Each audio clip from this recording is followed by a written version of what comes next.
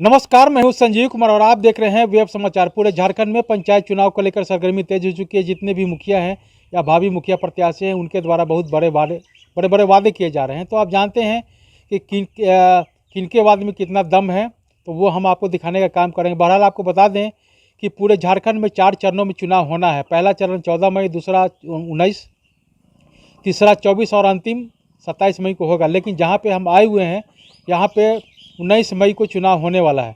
यानी जो मुखिया के लिए फाइट है वो 19 मई तक यहाँ पे एकदम 100 मात का खेल चलेगा। और इस बार किसके सर पे ताज सजेगा वो तो 19 तारीख के बाद ही पता चल पाएगा। लेकिन जहाँ पे हम आए हुए हैं ये है रांची जिला। रांची जिला में बेरो प्रखंड का नाम है, पंचायत का नाम है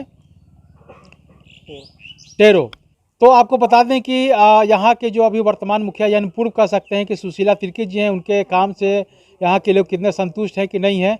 अभी ये मनोज उरांव जी हैं, तो इनसे जानते हैं कि अगर आप क्षेत्र में जा रहे हैं, चूँकि ये समाज सेवी हैं, तो समाज के लिए हर स्तर पर डेवलपमेंट यानी काम करते रहते हैं, लोगों से मिलते रहते हैं, जन समस्याओं को सुनते हैं और कोशिश करते हैं कि उस समस्या का समाधान हो। अगर इनको मुखिया का पद मिलता है तो इस पंचायत के डेवलपमेंट के लिए क्या कुछ काम करेंगे। पहले तो ये बताइए मनोज जी कि आपको पहले वेब समाचार में बहुत बहुत स्वागत है। स्वागत सर जी। सबसे ये पहले बताइए कि आप समाज सेवी हैं, लोगों के बीच जा रहे हैं, तो कैसी कैसी समस्याएं आपको सुनने के लिए मिल रहा है और लोगों का क्या डिमांड है।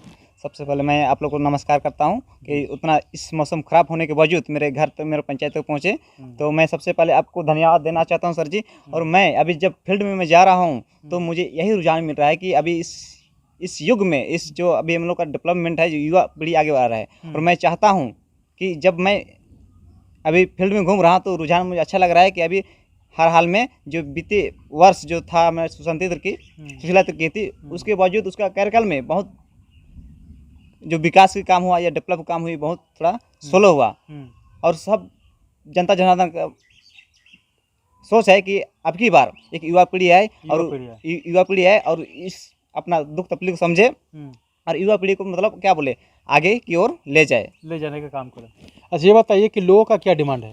लोगों का यह डिमांड है कि जब मैं मुखिया बन जाऊंगा तो वही लोग को यह डिमांड है कि जो अधूरा, जो मुखिया कार्यकाल में जो फंडिंग है, जो उसको जो अधूरा आवास हो, जो अधूरा अभी रह गया, या वृद्धा पेंशन का बात हो, या विधवा पेंशन का बात हो, या राशन कार्ड का बात हो, या इसके अलावा जो अभी हमारे मुखिया होने के, जब मैं मुखिया बन जाऊंगा उसके अंतर्गत जो अभी बहुत समस्या की बात होती है। अभी बात हो रही एग्रीकल्चर, जो किसान की, जो भी मुखिया बने किसान का बात कोई बात नहीं उठाए, कोई नहीं उठाए। और हमारे झारखंड या इंडिया बोले, इसमें 70% हमारे एग्रीकल्चर से जुड़े हुए हैं। तो मैं सबसे पहले अपना आवाज़ उठाना चाहता हूँ। ये पंचायत स्तर से जो मुखिया का जो पावर मिलेगा, उसके बाद मैं एक युवा पीढ़ी का मैं आगे बढ़ाना चाहता हूँ। और एग्रीकल्चर में जो भी है किसान का बात, उसमें खुल के मैं आवाज़ उठाना चाहता हूँ। और बात रही कि मेरा मतलब आपकी प्रथम प्राथमिकता होगी किसानों के लिए उत्थान करेंगे। हाँ, उत्थान करेंगे। अच्छा, यहाँ पे किसान भवन है कि नहीं है। यहाँ किसान भवन नहीं है सर जी। अच्छा, तो अगर आप मुखिया बनते हैं तो किसान भवन बनवाने का काम करेंगे। जब मैं मुखिया बन जाऊँगा तो मैं बढ़ चढ़ के मैं सबसे पहले मैं किसान का ही बात करूँगा, क्योंकि किसान का मैं पीड़ा समझा हूँ। मैं किसान का बेटा हूँ, क्योंकि मैं गरीब परिवार से मैं बिलोंग करता हूँ। वाकई में मैं भी खेती बाड़ी करता हूँ।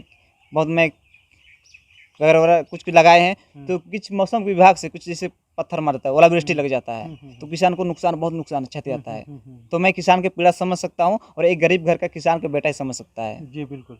अच्छा ये बताइए कि हमारे कैमरे के पीछे देख सकते हैं कि हम लोग के पीछे जो है बहुत सारे युवा वर्ग हैं, तो युवाओं के लिए आपने क्या कुछ सोचा है।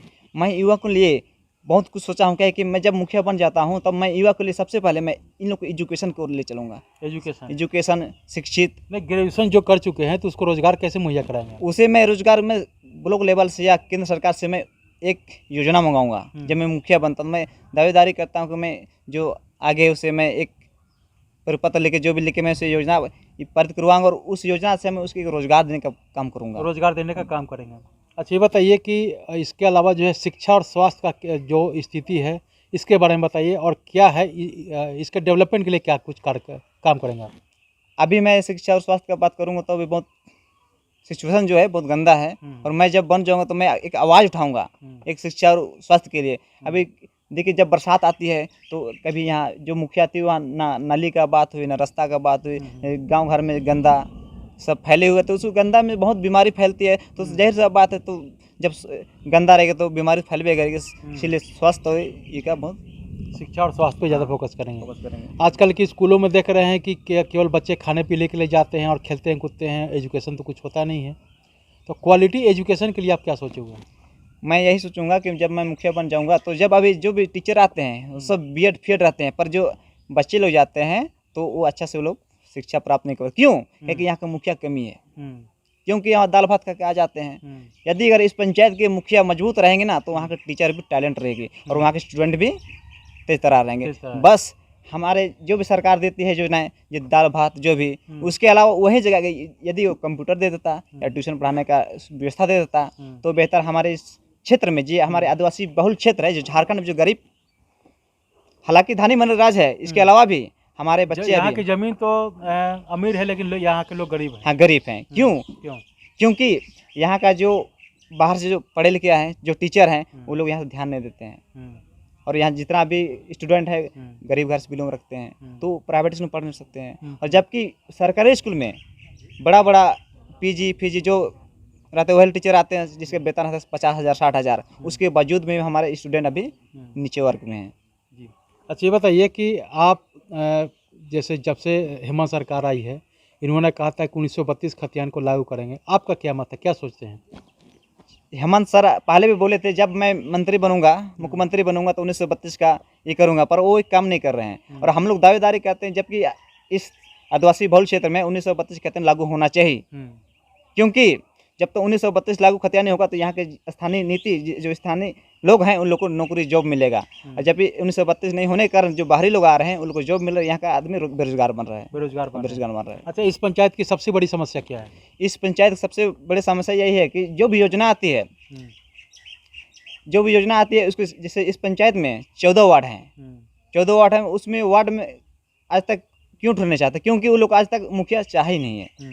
जबकि उस वार्ड का जब साइन गवर्नमेंट जान रही है कि वार्ड का पावर क्या है, पर वार्ड को उस मुखिया उसको कुछ फंडिंग के नाम से देवे नहीं किया है। जी, तो वार्ड को कोई फंडिंग के नाम से नहीं दिया, इसलिए हाँ, इसीलिए वार्ड कोई उठना ही नहीं चाहता है। और वार्ड का विकास जिसमें मुखिया या उप मुखिया मिल के ये लोग सेटलमेंट करके। तो अपने वार्ड के लिए कुछ लोगों को खड़ा कराया? जब मैं मुखिया बन जाऊंगा और मैं 14 वार्ड का 14 वार्ड में खड़ा किया हूं, और जब मैं मुखिया बन जाऊंगा तो उस वार्ड को मैं हिम्मत दूंगा, उसका एक कुछ फंडिंग दूंगा मैं कुछ करके। अच्छा, मतलब जितने भी वार्ड सदस्य हैं उनको आप कुछ राशि वगैरह मुहैया कराएंगे ताकि उस वार्ड का डेवलपमेंट हो। हाँ, डेवलपमेंट होगा और वो नेक्स्ट टाइम से जो नेक्स्ट चुनाव से वो वार्ड में उठने के लिए तैयार रहेंगे। अभी जो हमारे वार्ड निर्विरोध है, सब निर्विरोध। क्यों उठना चाहते? क्या है कि 2 बार चुनाव हुआ, वार्ड का जो नॉमिनेशन कराते हैं उसका खर्चा भी नहीं निकलता है। कारण यही है कि वहाँ का मुखिया उसको ध्यान नहीं देता है। तो आप लोग से एक ये है कि अगर आप इस बार किसे मुखिया देखना चाहते हैं, एक बार जोर से नारा लगाइए। हमारा नेता कैसा हो? मनोज उरांव जैसा हो। हमारा नेता कैसा हो? मनोज उरांव जैसा हो। फिर से, हमारा नेता कैसा हो? मनोज उरांव जैसा हो।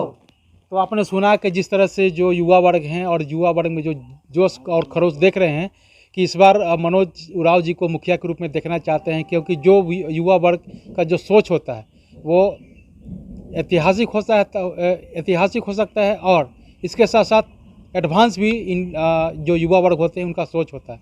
क्योंकि आज का ज़माना हो गया है डिजिटल, तो इस पंचायत को हर स्तर पर डिजिटल, ऐतिहासिक और आदर्श बनाने के लिए मनोज जी को यहाँ के जो जनता है एक मुझ से आवाज़ लगा है कि इस बार का जो मुखिया हो मनोज उरांव जी हो, ताकि इस पंचायत का डेवलपमेंट यानी विकास हो सके।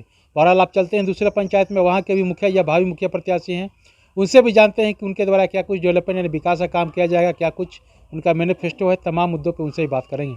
अगर आपने हमारे चैनल को अब तक सब्सक्राइब नहीं किया है तो सब्सक्राइब कर दें और इसके अलावा बेल आइकन भी दबाएं ताकि हर छोटी बड़ी खबरों से रूबरू हो सके। बहुत बहुत शुक्रिया।